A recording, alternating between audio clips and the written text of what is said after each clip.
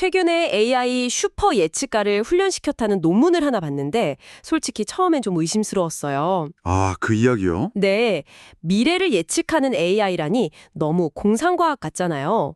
근데 이걸 어떻게 구현했는지 들여다보니까 그 방법이 정말 뭐랄까 기가 막히더라고요.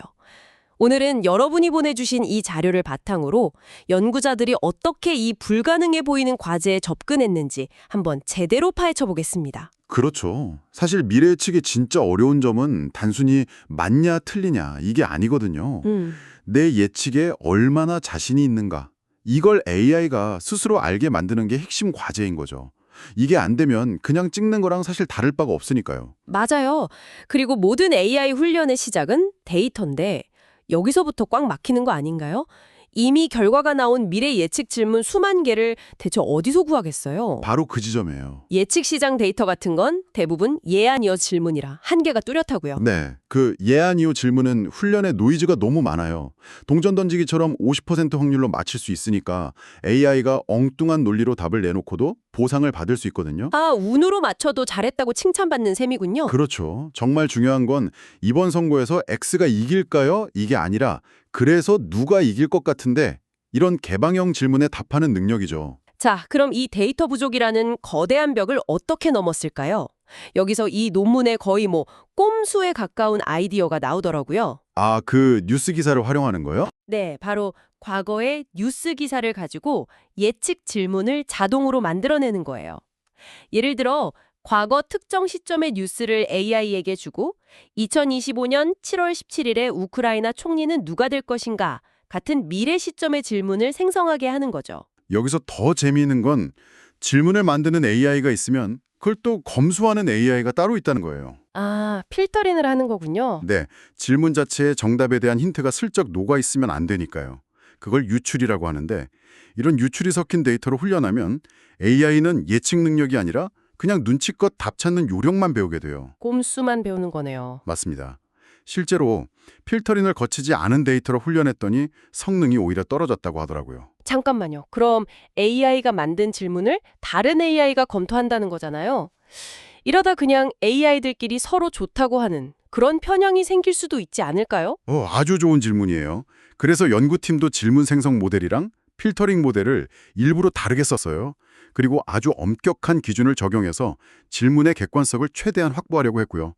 완벽하진 않겠지만 대규모 데이터를 자동으로 만드는 현 단계에서는 가장 효율적인 해결책인 셈이죠. 알겠습니다.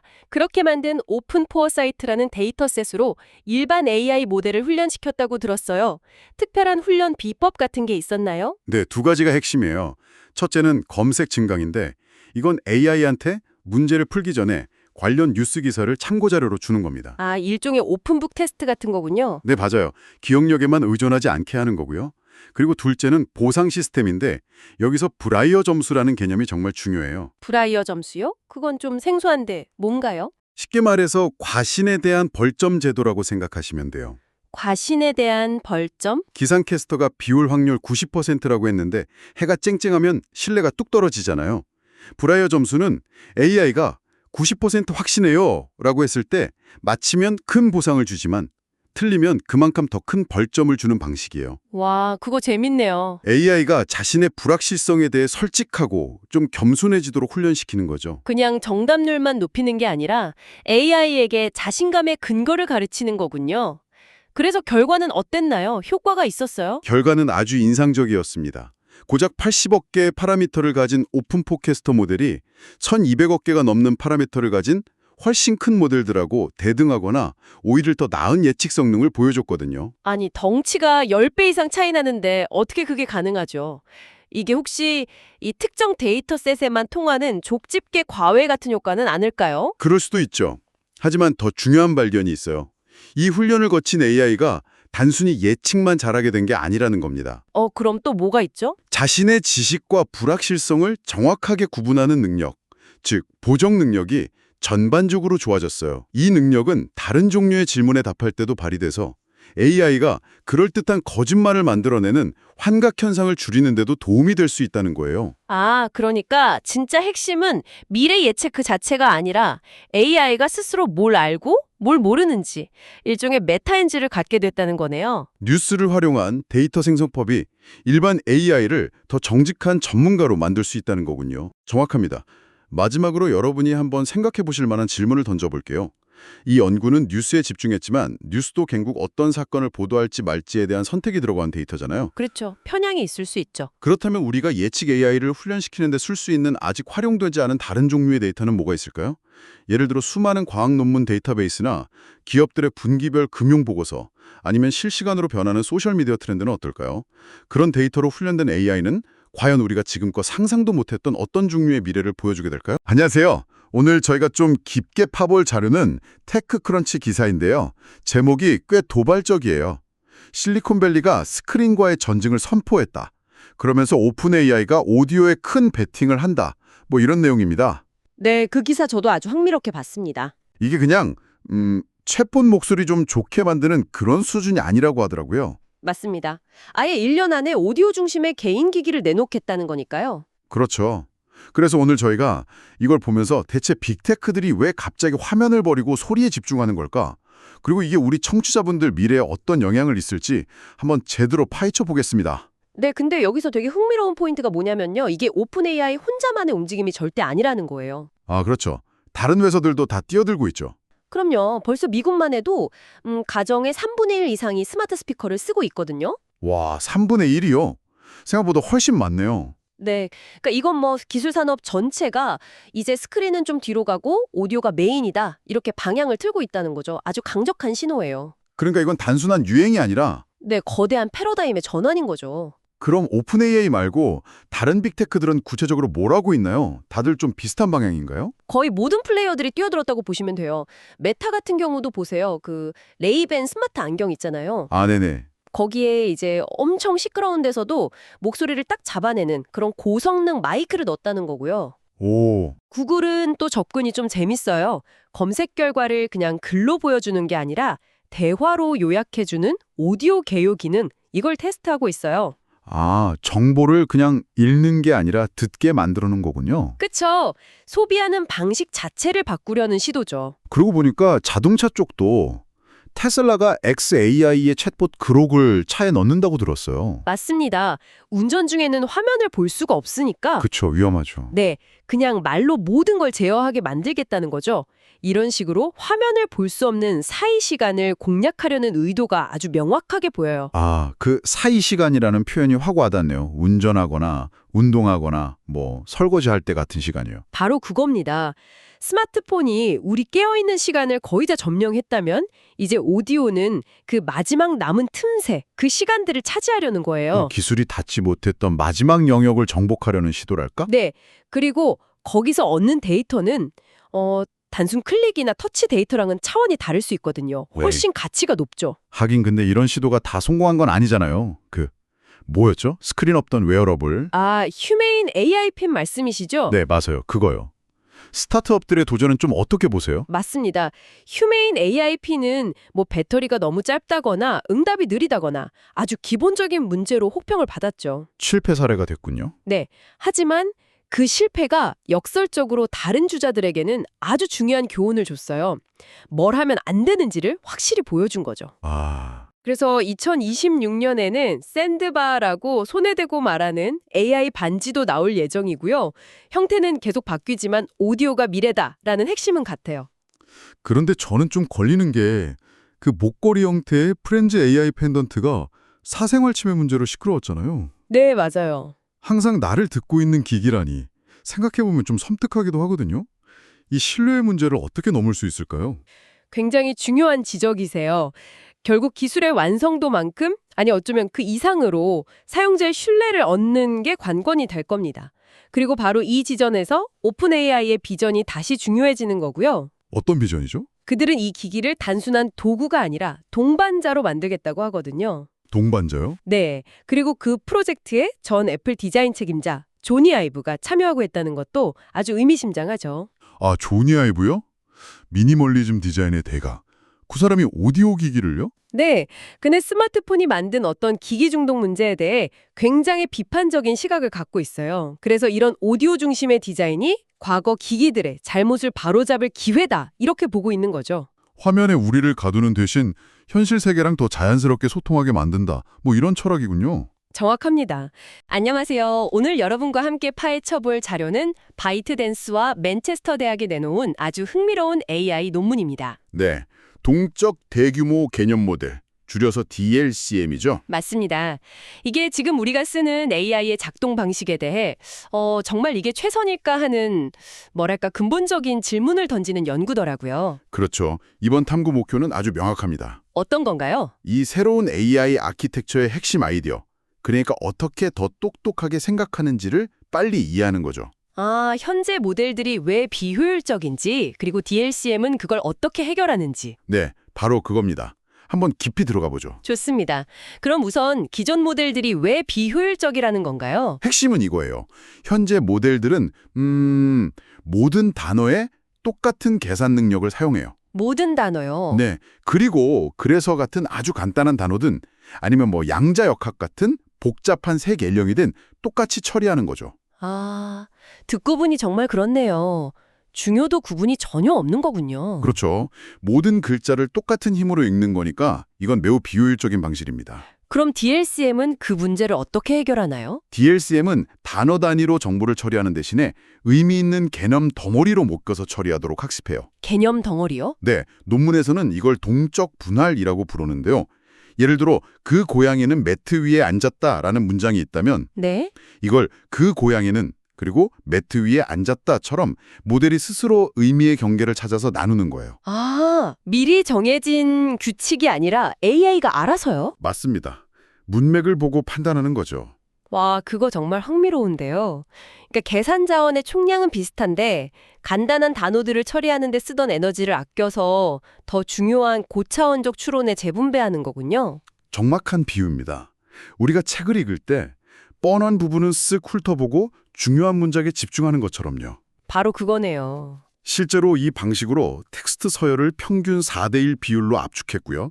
그 압축된 개념들에 훨씬 더 크고 강력한 일종의 추론 엔진을 활용하는 겁니다. 효율성은 알겠습니다. 그런데 이렇게 개념으로 묶어버리면 혹시 미세한 뉘앙스 같은 걸 놓치지는 않을까요? 실제 성능은 어땠나요? 아주 중요한 질문이에요. 결과적으로 벤치마크 테스트에서 기존 모델보다 평균 2.69% 더 높은 정확도를 보였습니다. 2.69%요?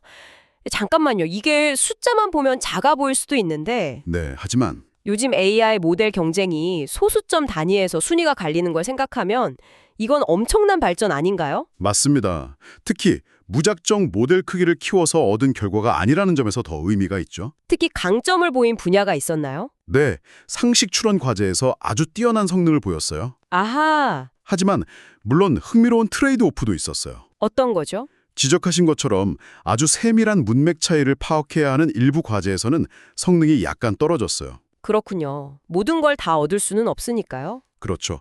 개념에 집중하는 대신 아주 미세한 부분은 일부 놓치게 된 겁니다. 그리고 이 모델을 훈련시키는 과정에서 기술적인 어려움도 있었다고요? 네, 연구진이 아주 재미있는 문제를 발견했는데요. AI가 일종의 꼼수를 부리더라는 겁니다. 꼼수요. 네, 정보를 압축하는 과정에서 손실이 생기는 게 싫으니까 AI가 아예 압축을 거의 안 해버리는 쪽으로 학습이 진행된 거죠. 하하, AI가 틀리기 싫어서 어려운 문제는 건너뛰는 학생 같은데요? 거의 비슷합니다. AI도 결국 최소한의 노력으로 최대의 보상을 얻으려는 뭐랄까 게으른 천재 같은 면이 있는 거죠. 그래서 그걸 어떻게 해결했나요? 연구진이 글로벌 파서라는 독창적인 규제 장치를 도입했습니다. 글로벌 파서요. 네, 일종의 감독관이라고 보시면 돼요.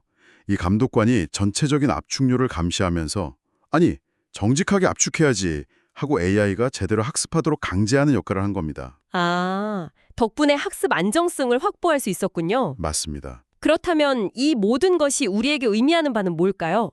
단순히 AI를 더 빠르게 만드는 걸 넘어서는 이야기 같은데요. 정확합니다. 이건 AI의 사고 방식을 바꾸려는 시도예요. 무차별적인 계산 능력 경쟁에서 벗어나서 인간처럼 중요한 아이디어나 개념에 집중해서 추론하는 방식으로요. 아, 지능적으로 자원을 배분하는 방향으로의 전환을 보여주는 거군요. 네. AI 지능 발전에 대한 아주 새로운 방향을 제시한 셈입니다. 자, 그럼 마지막으로 여러분이 한번 생각해 볼 질문을 던져보겠습니다. 오, 좋네요. 이 논문은 텍스트에 초점을 맞췄잖아요. 그런데 만약 이 개념 기반 접근법을 다른 데이터, 예를 들어 비디오에 적용하면 어떨까요? 비디오요. 네. AI가 비디오를 그냥 프레임의 연속이 아니라 자동차가 좌회전했다 혹은 사람들이 파티를 즐긴다 같은 사건이나 행동이라는 개념의 연속으로 보도록 학습할 수 있다면요. 와, 모델이 어떤 데이터에서든 그 본질적인 개념을 스스로 찾아낼 때 우리는 과연 어떤 새로운 가능성을 보게 될까요? 청취자분께서 보내주신 구글의 새로운 연구 자료를 한번 깊게 펼쳐보죠.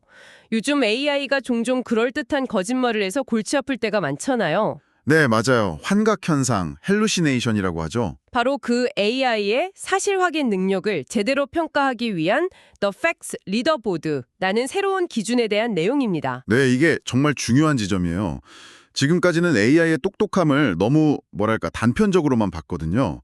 이 자료의 핵심은 AI의 사실 확인 능력을 네 가지 완전히 다른 상황으로 나눠서요. 마치 종합 건강검진처럼 입체적으로 평가하자는 겁니다. 아, 종합건강검진이라니 비유가 재밌네요. 그럼 AI가 어떤 시험들을 치르는 건지 궁금한데요. 첫 번째 테스트는 뭔가요? 첫 번째는 멀티모달 테스트예요. 멀티모달이요? 네, 여기서 멀티모달이라는 건 AI가 사람처럼 글자뿐만 아니라 이미지 같은 다른 종류의 정보도 함께 이해해야 한다는 뜻이죠. 예를 들면 특정 기차 사진을 딱 보여주고 이 기차는 언제 도입됐나요? 이렇게 묻는 거예요. 아, 사진을 눈으로 보고 그 기차에 대한 배경 지식을 머릿속에서 꺼내야만 답할 수 있는 거죠. 그러니까 AI에게 눈과 머리를 동시에 쓰게 만드는 거군요. 굉장히 까다로워 보이는데 여기서 끝이 아니죠. 두 번째는 정반대의 상황일 것 같은데요. 정확해요. 두 번째는 파라미터 테스트인데 이번엔 AI의 눈을 가리고 인터넷 연결도 그냥 끊어버리는 거예요. 인터넷을요? 네. 오직 자기가 학습해서 외우고 있는 지식, 즉 파라미터만으로 답해야 하는 일종의 암기력 시험인 셈이죠. 흥미롭네요. 그냥 미국 대통령이 누구냐 뭐 이런 쉬운 걸 묻진 않았을 것 같은데요. 자료에서 말하는 그 도전적인 질문이라는 건 구체적으로 어떤 건가요? 아, 좋은 질문이에요. 그런 건 너무 쉽죠. 여기서 말하는 도전적인 질문은 예를 들어서 어떤 배우가 출연한 2007년 영화의 감독은 누구인가?처럼 대중적이긴 한데 아주 세세해서요. AI가 일부러 기억해두지 않으면 놓치기 쉬운 그런 정보를 말합니다. 알겠습니다. 암기력 시험을 봤으면 이번엔 인터넷을 맘껏 쓰게 해주는 오픈북 시험도 있겠네요. 맞습니다. 그게 바로 세 번째 검색 테스트입니다. 그런데 단순히 검색 한 번으로 답이 나오는 건 아니고요. 아, 또 함정이 있군요. 그렇죠. 1960년 올림픽에서 특정 권투 선수를 이긴 영국 선수의 출생 연도는 같은 질문을 던져요. 여러 정보를 찾아서 조합하고 추론해야만 답을 찾을 수 있는 AI의 탐정 능력을 보는 시험이죠. 와, 이건 사람도 풀기 어렵겠는데요. 마지막은 그럼 뭔가요? 마지막은 근거 테스트. 이건 독해력 시험에 가깝습니다. 긴 문서를 하나 주고 자, 이 문서에 따르면 하고 질문을 던지는 겁니다. 이때 AI는 절대로 외부 지식이나 자기 생각을 섞으면 안 되고 오직 주어진 문서의 내용에만 근거해서 답해야 해요. 아, 딴소리 못하게 하는 거군요. 네. AI가 자기 마음대로 정보를 왜곡하거나 지어내지 않는지 확인하는 아주 중요한 과정입니다. 와, 정말 촘촘하게 설계했네요. 그래서 결과는 어떻게 나왔나요? 리더보드 표를 보니까 1등이 제미니 3 프로인데 점수가 68.8점이네요. 잠깐만요. 100점 만점에 68.8점이라고요?